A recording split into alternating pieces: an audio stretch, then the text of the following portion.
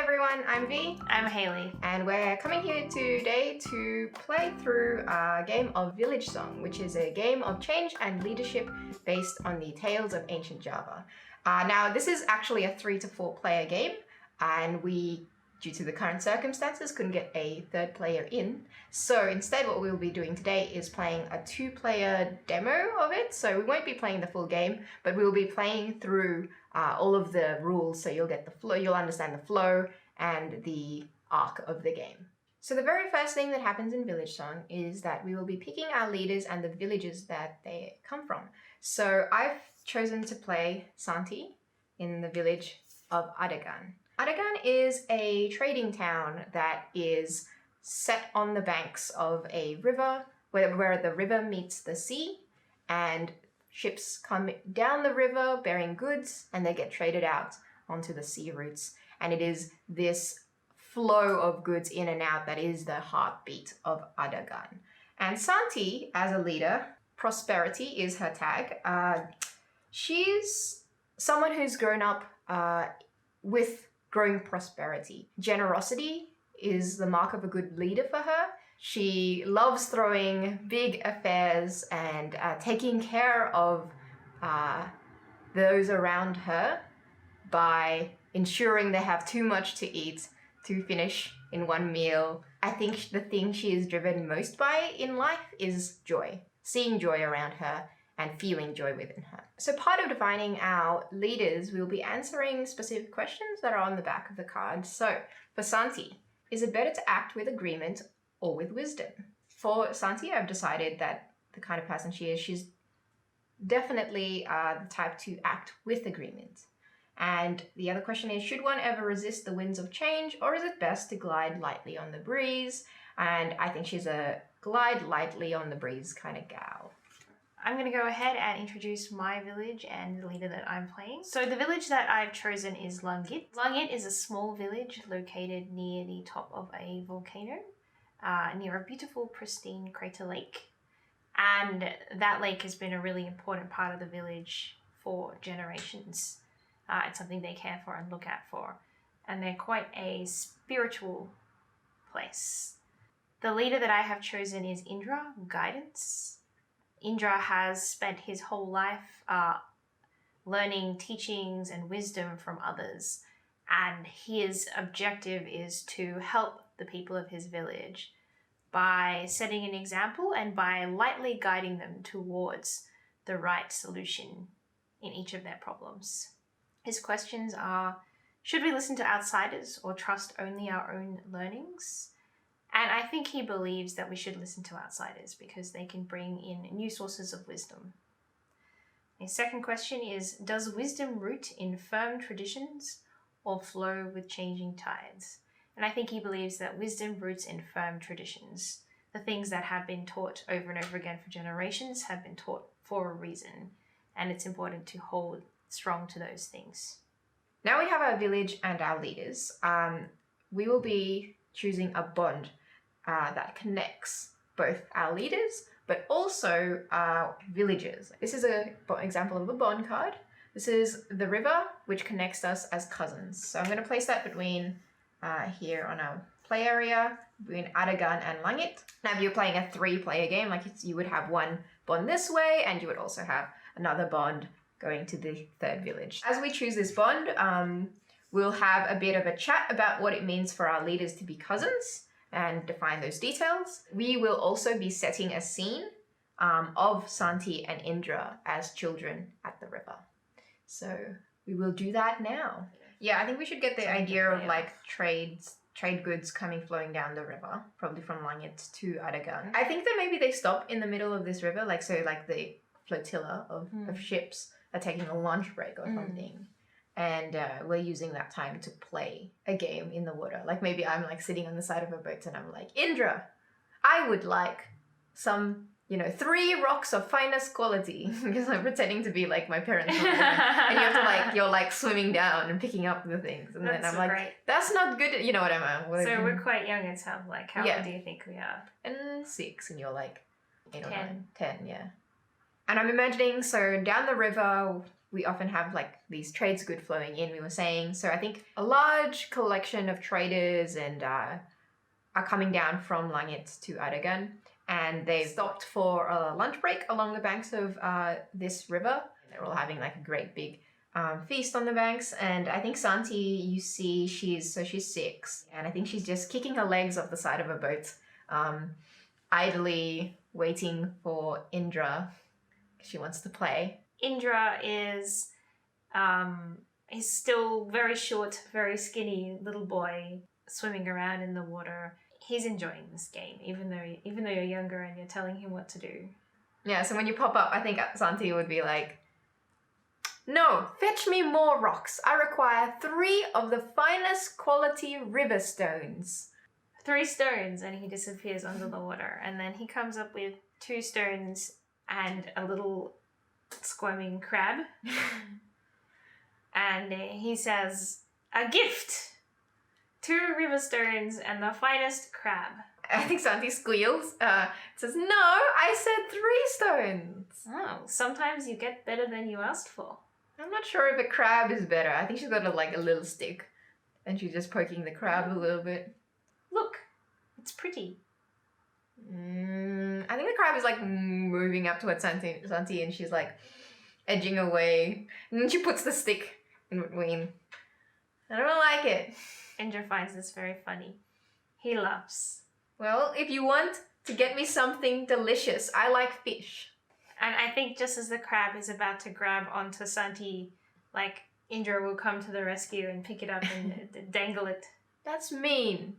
Me and the crab. The crab is fine. It likes adventure. You're the one who is scared. I'm going to be leaving soon. Where? I'm going to learn from a lot of different wise people.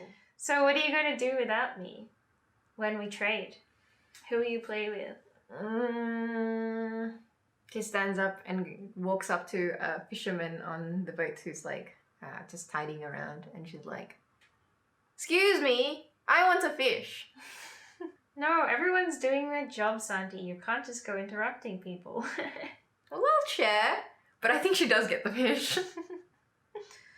And Indra's just like sitting on the side of the boat, like shaking his head, like this girl just gets whatever she wants. Yeah, and he then just approves. But then I sit down next to you with this like smoked fish that the helpful person has given me, and I'm like, "You want some?"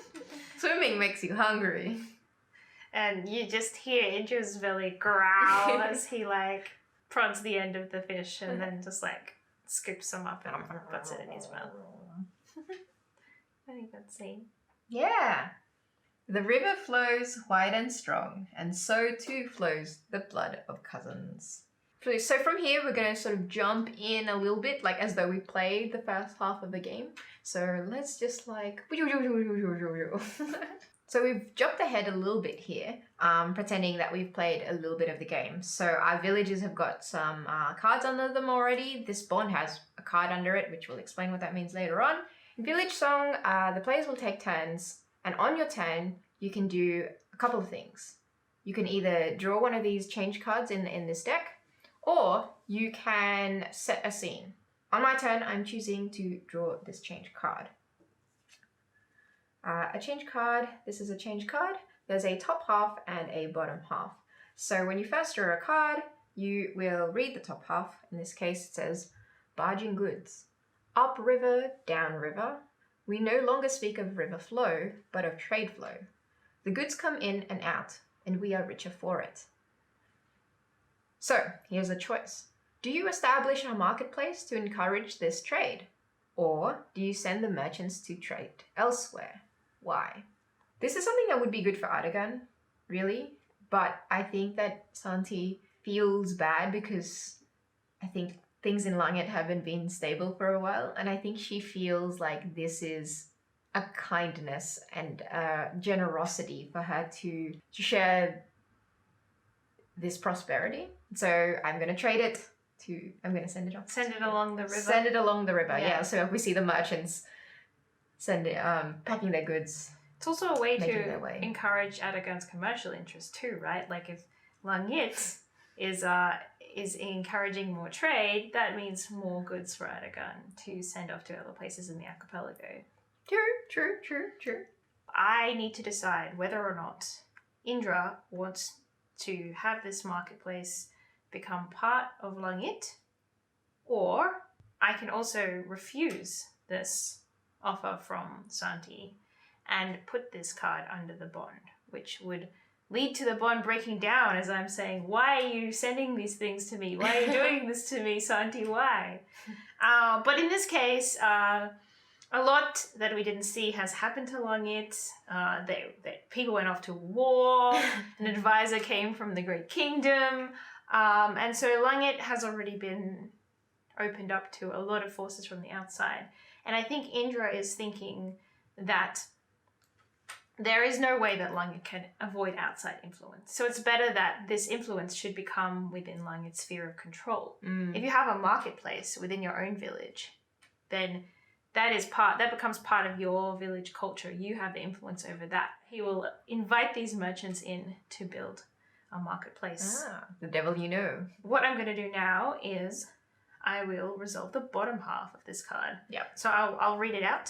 It says, describe, clamoring voices, loud voices yelling, busy hands trading. The marketplace has become the heart of the village. Today it overflows. It is the first market day after the harvest. And then there are 2 questions here. What unexpected thing do you purchase? And what can't be heard over the clamour? The busy marketplace smells sweet, salty, and sour, as every kind of good is traded. Of course, there is a lot of rice and fruits moving hands, but on top of that, there's palm oil. There's even some spices and delicacies that have come up the river from Aragan. And a lot of people in Langit are seeing these things for the first time. They haven't experienced them before. And especially since it's after a harvest and people are celebrating, it's drawn quite a crowd. The unexpected thing that Indra purchases, I think he finds a palm script that is sort of like bundled in with a bunch of other things in sort of one of the merchants' stalls. I think it's a poem about how a prince defeated a powerful enemy through the path of peace.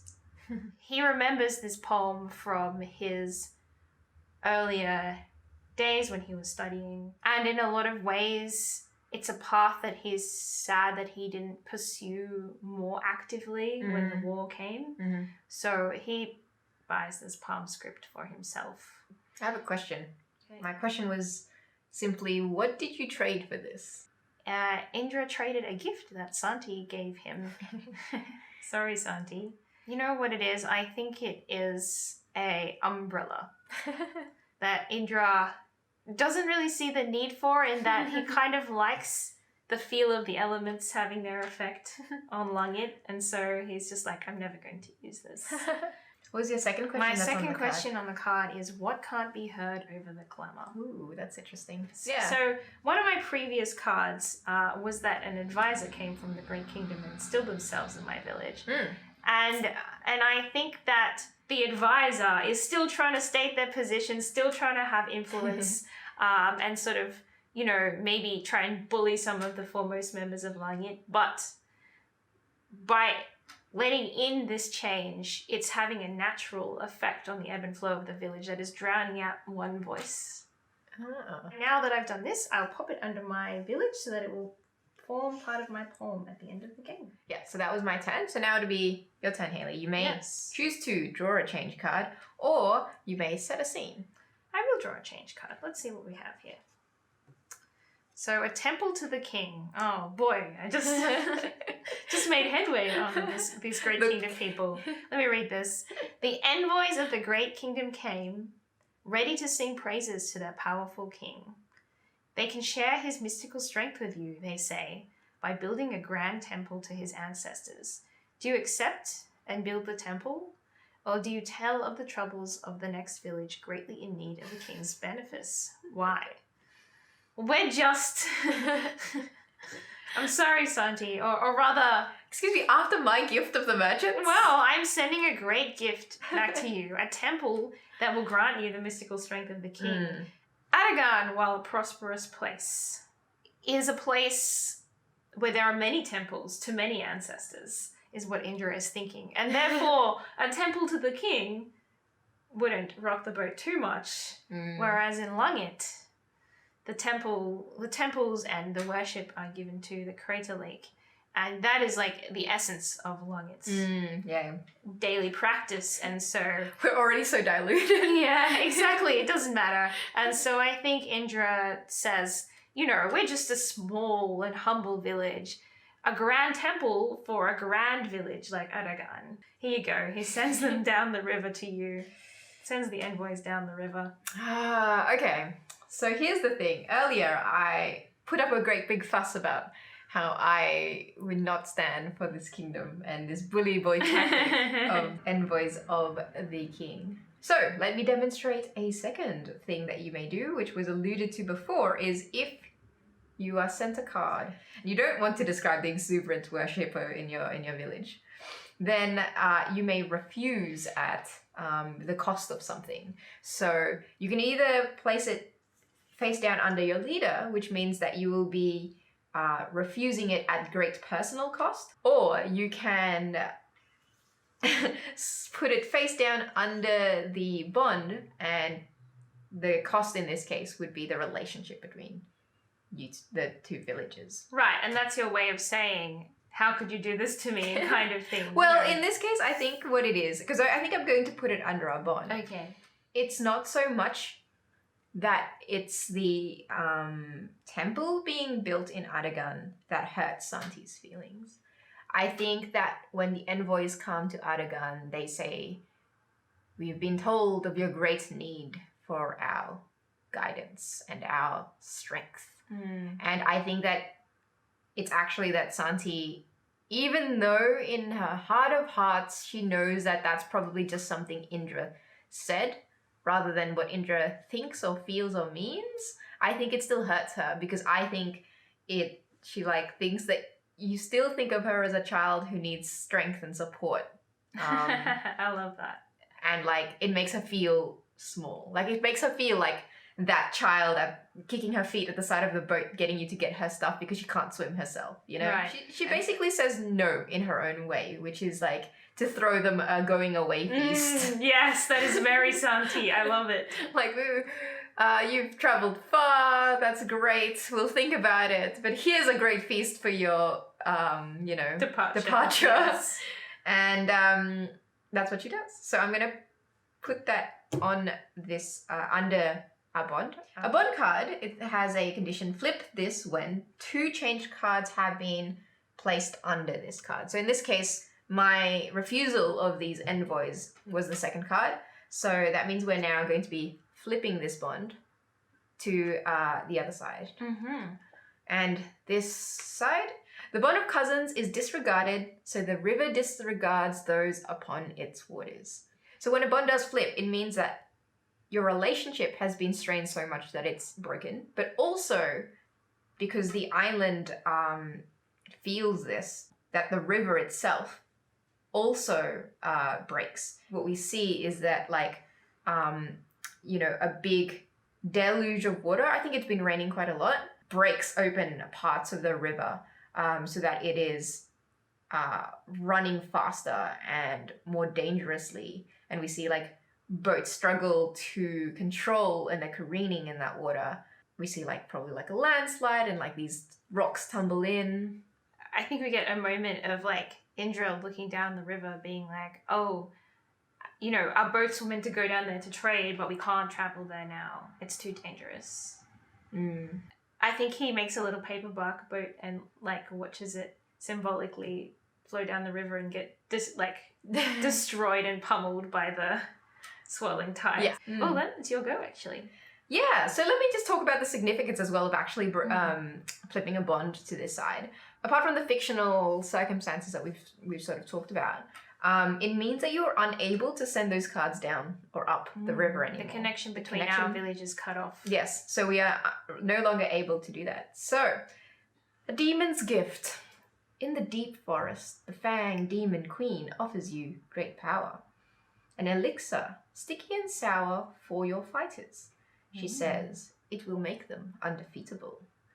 Do you fill the cups of your best fighters, or do you gift the demon drink to another village? Why? Oh, I would love to have sent this to you. So I guess I can either fill the cup of my best fighters, have them be undefeatable, or I could refuse this demon at great personal cost. I feel like that's very dangerous to do for the Demon Queen. I feel like I will just be like, what a lovely gift. Let me share this sweet nectar with my fighters. I'm sure they are very thirsty after a long, hard day of work. So I will take it. I'm too afraid to refuse the Demon Queen. So I will describe the untempered might. In the village center, ferocious warriors adorning fanged masks display their unnatural power. The earth shudders at their movement. Looking on, a child cries, a young man agape. What feats do the fighters demonstrate? What do you see them recklessly destroy? I feel like the village center for Ardagan is like a large open green that's just right behind the docks. So the docks are really busy and there's the street. But behind that is a huge, a wide open space. And I feel like that's where these feats are being displayed. I think what it is like they are breathing fire and doing the fire and wow. You know when they're eating fire? Yeah. I think it's that. It's drizzling a little bit and we can see Santi under a giant umbrella that's being held up with 4 people around her. Very good. And so she's watching it. But even though it's kind of drizzling, this fire, bursts of fire come out through and creating steam and a little bit. And some one of the fighters they're also masked in sort of a fanged mask, eats this giant fireball and then blows it back out in a dragon's breath and me. What do you see them recklessly destroy? I think the crowd I feel like they start throwing things to catch on fire. And you know what I mean? Someone who was how about this? This log. Yeah. And then that, catches on fire. Yeah. And then it was wow. And then everyone's looking at this big pyre and this bonfire so that no one's noticing that the embers that spark off had caught this little shrine. Oh no! On different streets. It's just a small wooden lean-to shrine kind of thing for a small god. Mm. And it just kind of smolders and catches fire and blackens in the rain, fire kind of thing. What use does Santi think this might have? Yeah, so I think Santi is probably in her little umbrella. There's a fruit bowl next to her. She's peeling some lychees or something, eating the sweet fruit. I think she turns to probably the captain of this special force, who's ramrod standing straight next to her. And Santi says to the captain, "This display is impressive, and I would imagine on the battlefield we could also use this to intimidate our enemy. We can go down the path of peace by scaring them away before we even draw a blade to them." Ooh, I have a second question. Yeah. Can I ask it? Because I think it's very Santi. What gift does she give to the captain as a reward for the soldiers' demonstration in might? I think that Santi gives the captain, the mask I said the fighters were wearing? Yes. I think that she gives the captain one that is so it's that, but it's been inlaid with pearls, pearl plating. I don't know if you've seen that. It's very beautiful and useless in battle, you would assume. It's not a very strong material. Yes. It reinforces her idea of then we scare them, then we don't have to fight them. Yeah, exactly. I love that. That's really cool. That was my go, yes. So it is back to you. Yes. You may draw a change card or you may set a scene. Yes. I think that I'm going to set a scene because the whole monsoon season has come and gone and still the river is impassable. And it used to be very self-sustaining, but now it has had this influx of people. It started to become reliant and dependent on this trade. And as part of my village card, I have these 2 groups of people who are the lake keepers and the young. The young believe we must drink knowledge from every wellspring, or we fear our village cannot weather adversity. And right now, adversity is exactly what Langit is weathering without this trade. And so Indra spends a lot of time meditating at the bank of the crater lake about what he should do in the rain. He likes being in the rain. And then he decides that he needs to visit Santi because even though he and Santi have their differences in outlook, it is important to drink the wellspring of her wisdom.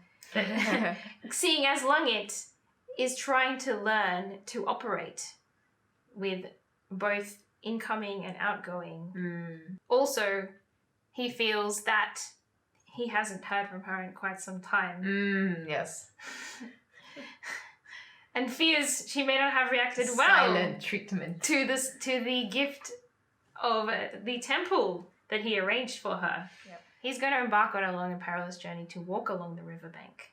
I think the idea of this journey is that you walk and you meditate, so it takes a long time, but the point of the time is to reflect upon all your wisdom and try and draw correct conclusions for when you reach your destination. Oh, that's cool. And by the time he reaches the end, his satchel is empty. And his brain is full of thoughts. And he asks for a meeting with Santi. And what I'm doing here is I've chosen for my scene the option to make amends. Someone takes you out to one of like the docks, and I think you see Santi like as you're walking out on this like wooden board. You see Santi in a little boat, like a little small boat, just fits like 2 or 3. And she's kind of just like somewhat relaxed, bobbing up and down in the gentle water. I imagine they let Indra onto that boat. Yeah, of course. Yes. You're supposed to go onto the boat. Yes. Indra, you look like you've lost weight. Have you been eating enough? It's been a whole season and I have not heard from you. The river has been impassable. Whose fault do you think that would be? Here's where I think Indra's gonna like... This is his version of an apology, I think. He says, in the good times, the rice flows down the river from Langit to Arakan, and the goods flow back. I thought too that as your older cousin, the wisdom flows down the river from Arakan, and then your thoughts and feelings flow back. But now I see, now Langit has many things. We make palm oil, and as well as rice. Many things float down the river to Arakan, and many things float back. So, wisdom, thoughts, and feelings must float down the river to you and to come back to me. I think she peers closely at you, and do you really mean that? That we are equals, that you do not look down upon me from your mountain. Your wisdom was always so apparent. Your stacks of books, your readings, your full meditating on the riverbank. My wisdom takes on a flippant flair. Sure, it doesn't look as austere as books, but it's my kind of wisdom, and it is wisdom nonetheless. There are many texts, many teachings. Wisdom is to be found in many places. Often the texts and teachings say things that seem at odds with each other, but they are just different ways of approaching situations. One form of wisdom is not greater than the other. I think Santi smiles and you can see a weight lifted off her, and she's like, very good cousin. She says, I would like 3 pieces of coral. And Indra looks at the water and he's like, are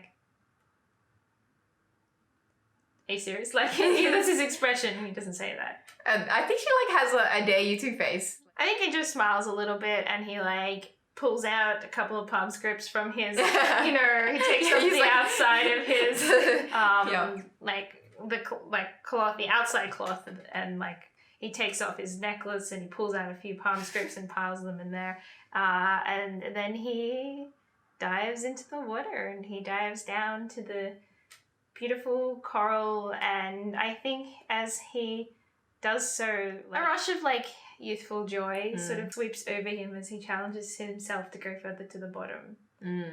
Nice. And yeah, I think a weight is lifted from his shoulders as well. Now that we've had a scene, do we feel like this one is restored? And if we both, agree, we can flip this back. Indra does. Yeah, I think that was cute. I like that scene a lot. Alright, So I'm going to flip this back. So the cards that are underneath get discarded. Yep. Very And good. we have a new river, untainted by our own emotions. Whoa, Indra can go back on a boat. What a relief. It was a very long walk. So that's an example of how this game plays. Hold on, we're not done yet. The game ends when we run out of change cards in the deck that we set up the game with. And we will each will get an epilogue scene for our leaders, which is about them passing on their wisdom to the next leader of the village. And then we will read our village song. So let's start with our epilogue scenes. Do you want to do yours first? Yes, Indra is in the marketplace with his daughter, who's going to be the next village leader. And he delicately piles a certain number of coins onto her hand, and he gestures to the marketplace and says, choosing to lead is like this situation. There's many people that want you to do many things and take many different things, but you only have so much that you can do, and so many people you can benefit. You must make the right choice. Who are you going to listen So to? much pressure. Are you going to go to each of the market stalls and listen to their views? Or are you just going to listen to the teachings you already know to decide? Daughter is like, and Indra's like, okay, I'll tell you. You should listen to the viewpoints of other people. That's funny. Because you need to listen to outsiders as well as trusting your own learnings. That way, you have much more wisdom to draw on. So the next question is, when you spend your money on certain things, are you going to buy the same things every time? Or will you change depending on what is available? And I think that my daughter is like, no papaya today. Next time I want papaya. And Indra's like, that's right. Circumstances are continually changing. And while the traditions of the past are important in teaching us ways we may go forward, it is better to have our wisdom flow with the changing times so we can make the right action in every situation. Can I add a little something to your epilogue Yes. scene? That after you do this teaching and your daughter's like, yep, and you wander off somewhere else, your daughter just goes to Santi and is like, and Santi's like, oh yeah. Lavishes upon her. You're getting in the way of my children's education. I'm educating him in my own wisdoms. Santi's one is like, you see her hoe into a chicken leg, a chicken wing with this smaller version of her, a younger girl. Santi's like, so that's why, used to think that we could all speak with the same voice, but actually, there is wisdom everywhere. There's wisdom in this, and she takes a bite of something else, and wisdom in this, and this, and wisdom in this, wisdom in, she pulls over and gets a big chunk of a dip. And she's like, there's wisdom in all sorts of places. So it's always best to enjoy the whole table. And here are our new guests. We see some princes from a different, not of the same kingdom that we had seen before. And she's like, excellent. Come right in. And she has this easy air about her. And to answer the question specifically, I think Santi's decided that it is better to act with wisdom, having gained a better understanding of the way that wisdom can be found in lots of different places. But she still holds fast to the idea that it is best to glide lightly on the breeze. Right, so now we're going to read our poems. All right, yes. So that's the very last thing that we're going to do, is to just sing the song of our village. By the volcano's peak, the cradled lake, the infinite sky. Honor for the brave village, blessings for those who fell for the kingdom. How wise the small village to learn the wisdom of its greater cousin. The marketplace, a hive of activity, buzzing honey voices over clacking coins. Tread softly, always with righteous heart. Aragon's village song. Let me just pop Santi in there to complete the song of this village. Aragon. Bustling ships, peering eyes, many temples, many feasts. Gutted, salted, the fish are traded. The river waters are given until dry. Ferocious are fighters, unrestrained, tusked demons undefeatable. Are you hungry? Then we will eat. And that is our demo of Villagesong. That's the essential part of play. I hope you've managed to demonstrate sort of some of the flow and the decisions that you'll be making in the game. Obviously, with 3 or 4 players, you're going to have a lot more options. Yeah, a lot more options, a lot more relationships that you're juggling, a lot more circumstances that you're involved in, and we couldn't really show that in the 2-player demo of it. But we hope anyway that this was very useful for you, and thank you for being with us today.